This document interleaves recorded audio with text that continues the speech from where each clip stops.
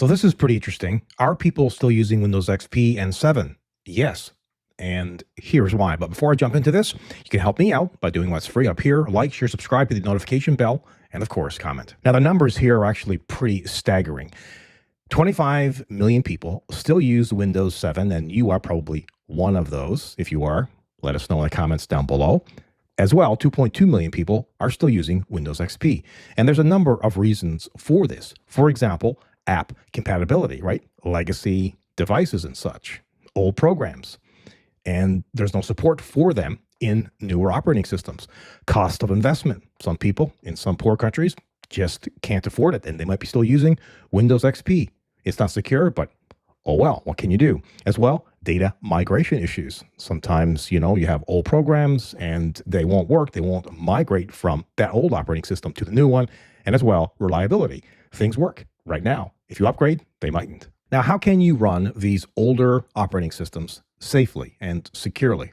Well, if you have decent hardware, and it doesn't have to be super robust, but what you can do is run these operating systems, 7 and XP, for example, within a virtual machine on a more modern operating system. And that way, the VM kind of contains any threats and it protects the main system. Now, of course, you can still use Windows 7 and Windows XP outside of a virtual machine online, but you have to be extremely, extremely careful what sites you are visiting, what programs you are installing, what stuff you are downloading.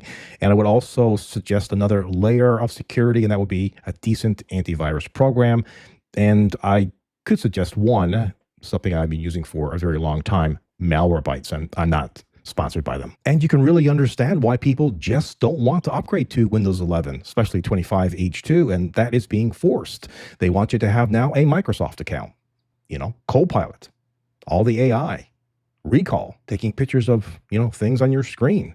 Who knows what's going on in the background, not to mention all the bloatware. I personally used to use Windows for everything, gaming and all my productivity work. And I've dropped all the productivity work on Windows 11. All I use now, my system for the gaming rig is just for gaming. That's it, nothing else. And as soon as I can move completely away from Windows 11, maybe to SteamOS for gaming, it'll be bye-bye Microsoft for me. Now, of course, you can go with other operating systems, and I think a lot of people are probably making that hard decision because if you've used Windows throughout the years, Linux, for example, there's a lot of Linux distros out there, and I've tried a lot of them, and they've gotten a lot better over the years, and there's a lot more support for them.